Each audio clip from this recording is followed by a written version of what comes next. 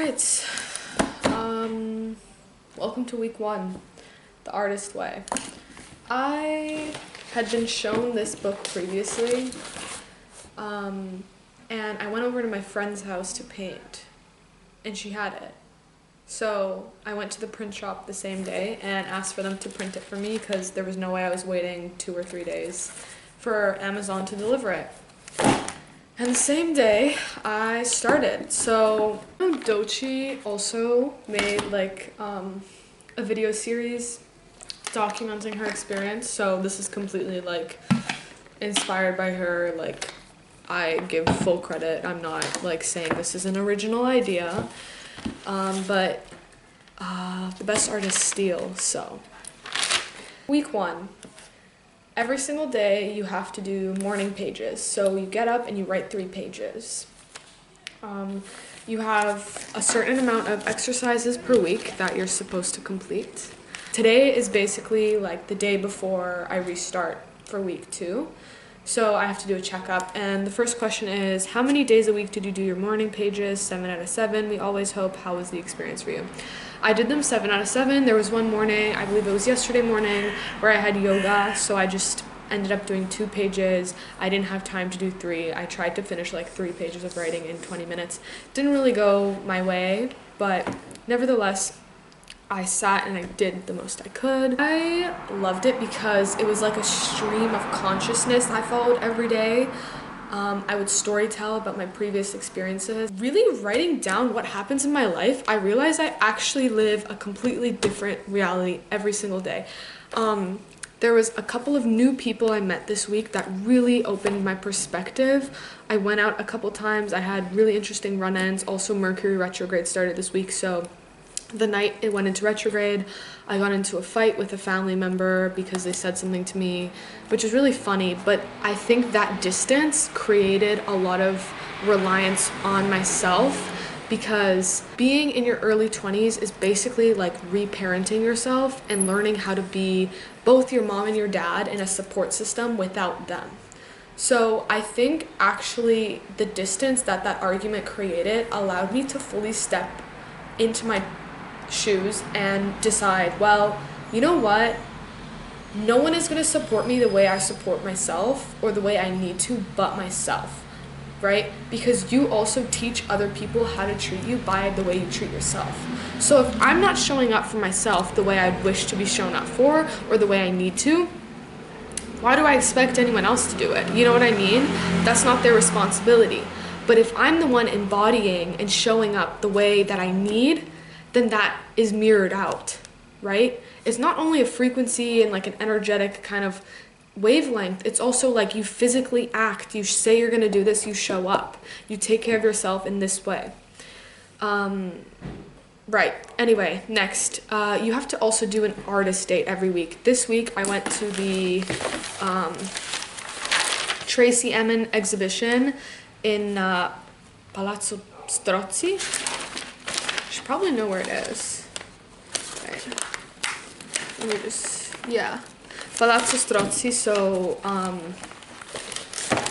I kind of like took some of the things from the brochure. It was brilliant. A lot of people I talked to said they don't think that Tracy Emin fits Florence, but I really like the contrast.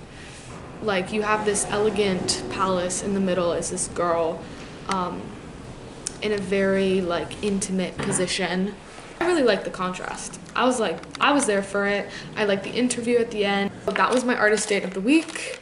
I'm really happy I did it, but I had a lot of resistance to going. I spent the entire day like procrastinating and saying I had to do this and finish this and work out and do that, which was fine. Like, obviously I did it and I was gonna do it anyway, but I really prolonged going to the exhibition till like basically it closed. Yeah. Interesting. It says, yeah, artist dates can be remarkably difficult to allow yourself. Yeah, in my case, it definitely was.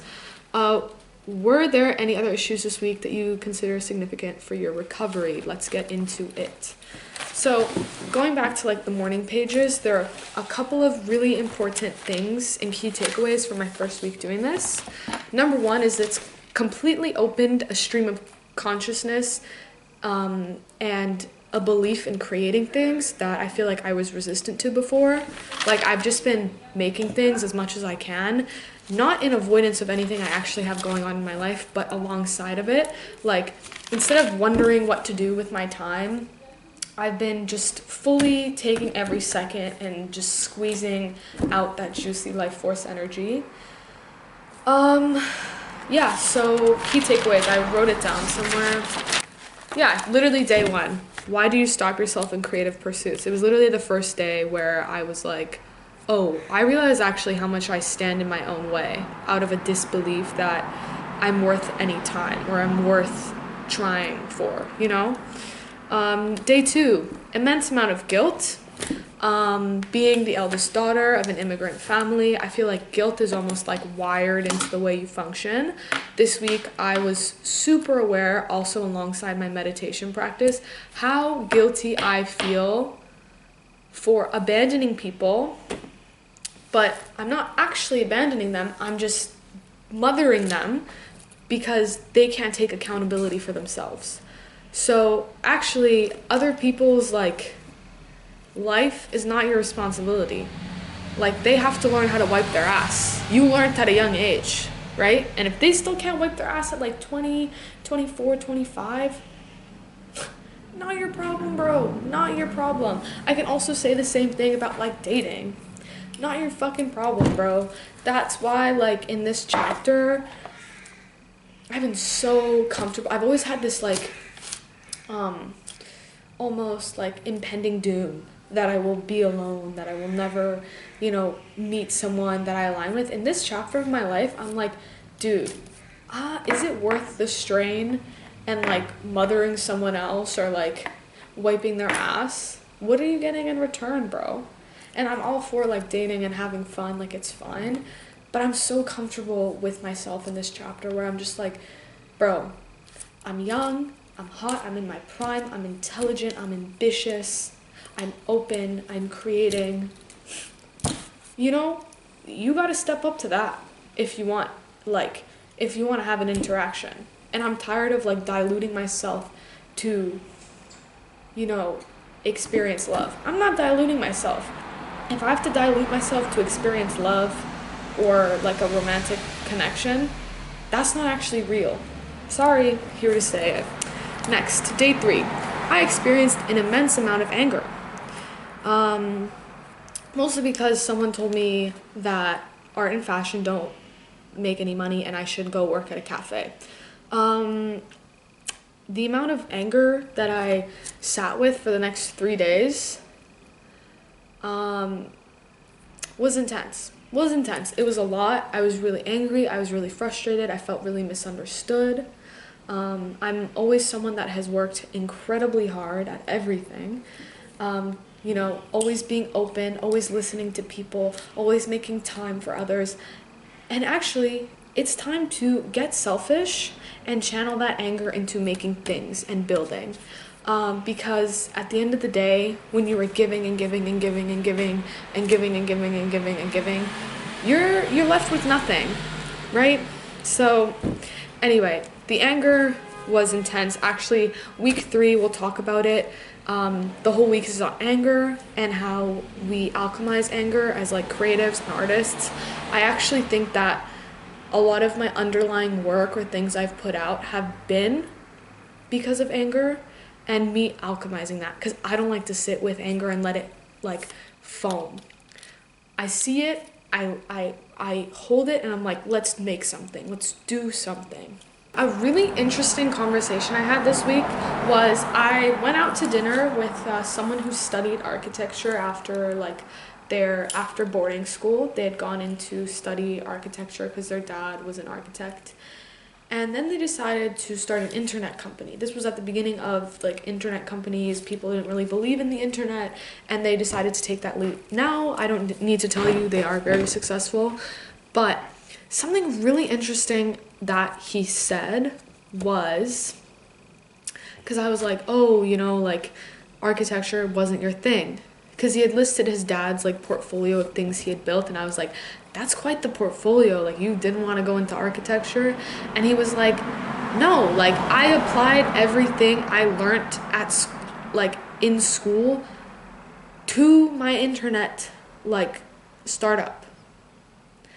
Everything that I learned I'm still an architect. I just started up an internet company, and this people was life-changing for me, because every time I go back to Vancouver, I want to go back to being an athlete. Every single time I go back and I'm like, I want to be a gymnast again. I want to do sports, and I don't know why. And it's just like pouring out of me this like intense desire. And then I realized, like, first of all, like, you have to let the past go. Like, you made that decision and it was made for a reason and it's brought you where you are. Second of all, who said you had to stop being an athlete? You just apply that mental landscape to everything you do now creatively. So actually, I realized how many tools and techniques I use from when I was a gymnast to create it, like creativity. Like, the way I operate is from that place. So discipline has never really been hard for me. Actually, I struggle with perfectionism, so going too hard definitely is something that I'm learning to like reduce. But yeah, I was like, wait, you don't have to scratch that. Every single life experience is one that helps you build the next thing. And that, it was like two parts of me like merged. I was finally at one with everything I've been. And I was like, wait, I'm still all those things. Those things exist through my body, right? That's also muscle memory. But now I'm choosing to walk forward, not get pulled by the past. I'm open to creating something new. Yeah, that was day 4. Mind blown. Day 5, what did I do day 5? Ooh, I had a conversation about like a heart-opening meditation, and I finally sat my ass down in a meditation. Yeah, day 6 was the day that I kind of rushed through everything. I had written about running into a friend, and he was like, luxury's dead in fashion. I realized that there's a new way of fashion being created, but a lot of people are ignorant to the fact that things have to change. And it's actually funny because you're also, in this week, you were supposed to write about your villains. And I had a teacher first year laugh at me during a presentation because I quoted like creative destruction. It was like an essay on like Nietzsche. I'm pretty sure it was him. Anyway, I referenced him in like a global economics essay I had a global economics essay I had written. And yeah, he laughed at me when I mentioned creative destruction because basically we were doing a rebranding for this one brand. I quoted creative destruction and how they had to completely shift their tone of voice, and he laughed. And things are already falling apart in the world. I think that prediction I had made is not that far off. Look at the state of the world. Do you think fashion's any different than what's going on? We have to remember, fashion is a dance. Society and fashion, they mirror each other, they reflect each other, and they dance together. Fashion influences society. Society then influences fashion. Right? It's a conversation. And the more we actually experience, understand the world, the more we understand fashion. So is it any surprise that things are going to change in the fashion industry if things are changing in the world? No, bro. It doesn't take a genius to put 2 and 2 together. The question is now, how is it changing? How can we be on the forefront? Right? Anyway, this is the day that I basically was like, oh yeah, luxury's I ran into a friend on the bridge and he was like, luxury's dead. And then I was freaking out because like, fuck, I spent 4 years studying something that's dying. No, it's not dying, it's dying to be built again. And you're gonna have to learn how to work with that. Anyway, I think it's like a Chinese proverb where it's a curse in Chinese to say, may you live in a time of change. Well, I didn't really get to choose. Well, I did choose, but that's another story. I didn't really get to choose to be living in a time of change. Nevertheless, we have to use our tools, we have to use what is around us, and we cannot be victims to our reality or circumstance. Too much of that's already going on. And then last day was today. And basically I taught a yoga class yesterday, and it's been over a month since I taught a yoga class, so my Italian was shaky, my count was off, I messed up a couple times, I didn't speak loud enough, and I was just beating myself up. And I really just sat with it, and I was like, we have to see life as a game of chess. We have to see the things we take on as a game of chess, because in chess, the only thing that's relevant is your next move. You're not thinking of, what you've done. Your opponent moves the piece. That's it. That's all that matters. What are you gonna do next? What's your next move? And so I was referencing this analogy of life as a game of chess, and the fact that I felt so shitty because I taught a shit class. Some other people who worked at the studio after, and I was like, oh, it was so shit. And they were like, no, I just think that you were nervous. And I was like, yeah, fuck, I was nervous. But whatever, that doesn't matter. How guilty I'm gonna sit now feeling, oh my god, it was the worst. Who gives a fuck, bro? They've moved the piece has been moved. What's your next move? What are you gonna do? That's it. That's all that matters. When you eliminate this whole ego, this judgment of yourself, because also really interesting, I was listening to one of my new favorite creators on Instagram. I think his username is Sip Drake. Yeah, Drake Davis. Super interesting guy. Love his content.